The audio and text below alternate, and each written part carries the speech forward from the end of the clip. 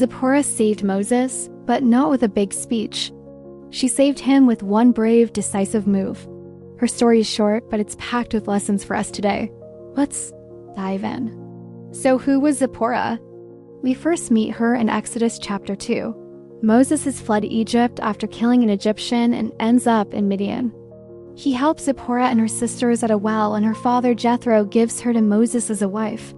They have 2 sons, and for years they live a quiet life as shepherds in the desert.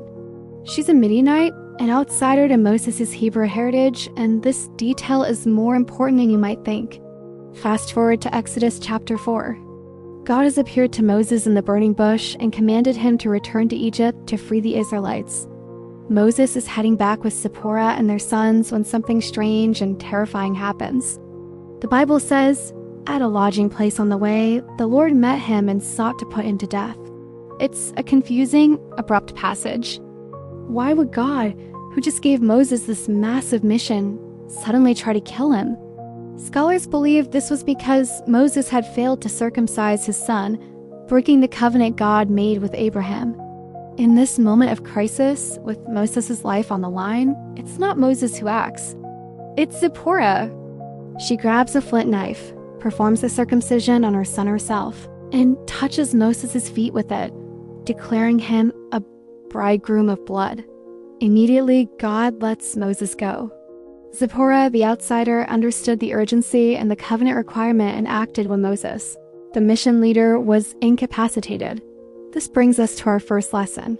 Be ready to act. Zipporah didn't hesitate. She had a practical skill, a flint knife, and the courage to use it under extreme pressure. In our lives, we often wait for permission or for someone else to take the lead. But sometimes the mission depends on our immediate practical action. Whether it's knowing first aid, being able to fix a critical problem at work, or stepping up in a family crisis, decisive skills save missions. Don't just be a bystander. Lesson 2, practical faith matters more than passive agreement. Zipporah's faith wasn't just a belief system, it was embodied. She didn't just agree with the covenant.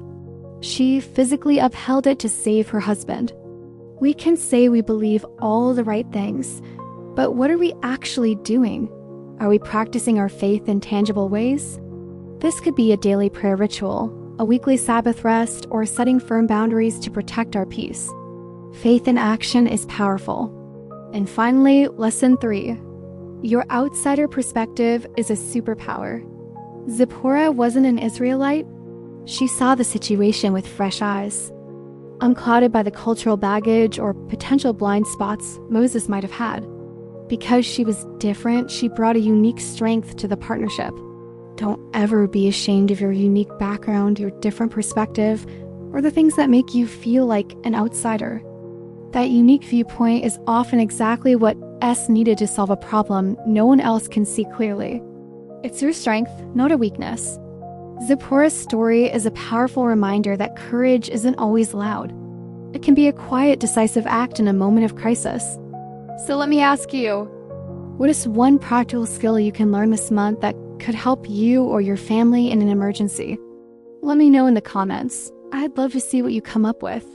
And if you know a sister who needs to be reminded of her own quiet strength, share this video with her. Thanks for watching, and don't forget to subscribe for more stories of the incredible women of the Bible.